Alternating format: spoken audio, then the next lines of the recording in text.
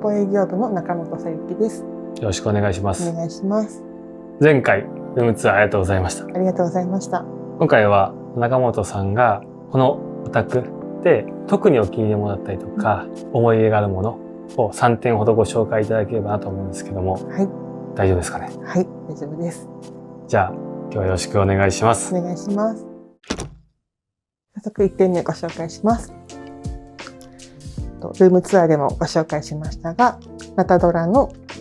デパートメントカウチソファーになります。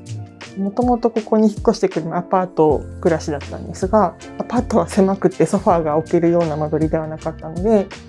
戸建てに住んだら絶対ソファーを買いたいなっていう思いがずっとありまして、でその戸建てに越してくるタイミングでソファーを選ぶことになったんですけれども、やっぱりソファーって結構お値段もしますし、やっぱ失敗したくないなっていう思いがあったので、アクタスで 3D プランニングというサービスをやってるんですけれども、図面のサイズに合わせて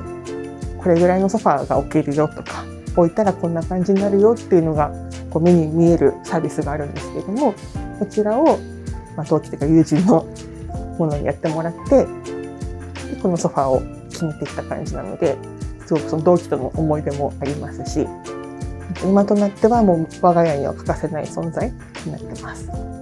もともとなんかこれを絶対買うとか決まってたわけじゃないってことですか？そうですね。このナタドラのデパートメントカウチソファーが欲しいと思ってたわけではなくて、本当にこの家を建てるにあたっていろいろ全体のバランスを見ながら考えた時に、今の私の好みと子供がいるのでレザーがいいなとかっていうのがあって、結局最後はこのソファーに決まりました。とにかくこのレザーが本当に肌当たりがすごく気持ちよくって、滑ったりとか冷たかったりとか、なんかこうあんまりレザーのソファーにいいイメージは正直なかったんですけど、このレザーを見た時に結構ヴィンテージ感といいますか、そのアニーリンレザーっていうそのナチュラルなレザー感がすごくいいなと思いまして、もちろんこう傷とかシミもつくんですけど、なんかそれもこう逆にいい味が出ていいなと思って、やっぱりずっと長く座ってるものなので、やっぱり座り心地が一番しっくりくるソファーがいいなっていうので決めました。ダイニングテーブルは我が家では本当ご飯食べるだけの場所でして、ソファーでくつろぐ方が圧倒的に長いのでメインで選んだ家具になりますね。続いてのアイテムをご紹介します。竹村義則さんという方の食器と器花器になります。全部一点物になってまして、なんかこの釉薬のかかり方とか、本当その一点にしか出せない感じがすごく好きで集めてます。色の使い方がすごく好みで、玄関の方にピンクとか水色の竹村さんの作品もあるんですけど、その色の組み合わせとか、ちょっとこのぼかし方といいますか、すごく好きで、なんか惹かれるものがあって、関東とかのいろんな店舗回ったり、ネットオンラインショップもいろいろ見漁って取り寄せたり、して集めていたものになります。もともと入りは向こうでした。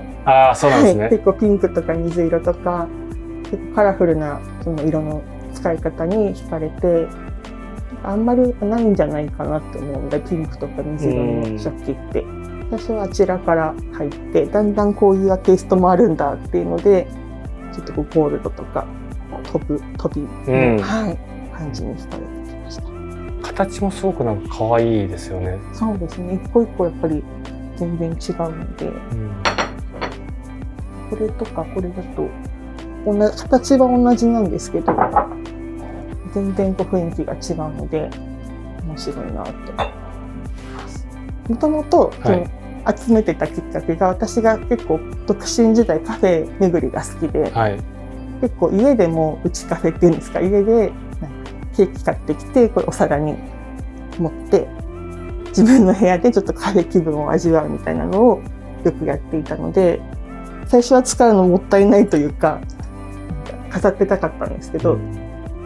だんだんやっぱり飾ってるだけじゃもったいないなって思い始めて、都心時代は本当によく休みのたびに使ってました。これに抹茶とか入れるだけで美味しく感じる味は変わんなくても美味しく感じるので素敵だなと思ってます。最後のアイテムをご紹介します。アクタスで取り扱っているノスタージュというマットレスですね。結構厚みがあるマットレスを使ってるんですけども、私が使ってるのはノスタージュのジェルメモリーという上にちょっとジェル状のトップが乗ったマットレスになるんですけども、買うきっかけになったのが、人間の人生の3分の1は睡眠だっていうじゃないですかなんかそれを、その言葉を知った時からなんか睡眠って大事だなって思うようになって、私がもう中学生ぐらいの時から睡眠に悩まされる体質だったのもあって、マットレスにはちょっとお金をかけたいなっていうのがもともとありました。アクタスで働き始める時に3ヶ月間だけ横浜店で研修でお世話になったんですよ。はい、その時に当時横浜店のトレーナーだった先輩のご自宅に泊めてもらったんですよ。泊めてもらった時にその先輩のマットレスに寝せてもらって、それがアクタスのノスタージュのマットレスだったんですね。でもその寝心地がすごく良くって、アクタスにこんなマットレスがあるんだって思ったのが最初のきっかけです。なるほど、はい、そこからいろんなマットレスとかを試した結果、このジェルメモリーというノスタージュのマットレスが一番私にはしっくりきたので、このマットレスを使って、そのおかげか今はぐっすり眠れています。確かにマットレス選びって難しいところですよね。難しいですね。枕とのバランスもあると思うんですよね。なので我が家も枕は人それぞれ違う枕を使っていて、やっぱり体型によって枕の高さだったりとか柔らかさだったりとか全然やっぱり違うと思うので、なんかマットレスと枕セットでその自分の体型に合うものを選ぶっていうのが大事かなと思います。実際店舗で寝比べたりできるから、それやった方が絶対いいですよね。絶対寝た方がいいですし、なんなら何回か寝てみてやっぱ一番しっくりくるのが本当にマットレスは大事だなと思うので、買って失敗したっていうのがないようにお客様にもしっかり寝て比べて買ってほしいなと思います。今日はありがとうございました。ありがとうございました。私は物を買ったりするときになんか可愛い顔を後でどっかに置けばいいや、買ってから考えればいいやっていう買い方はあまりしなくって、衝動買いもいいとは思うんですけど、よく試して考えて、これがここにあったら今より生活が豊かになるなとかっていうのがもう想像できたら買うようにしています。単体で見るならこの後が可愛いけど、あそこに飾るんだったらこの後が可愛いなとかっていうのを、慎重すぎるのもあれですけど、ちょっと慎重に選ぶと買ってからの後悔がないのかなっていうのは思います。以上、店舗営業部の中本でした。ありがとうございます。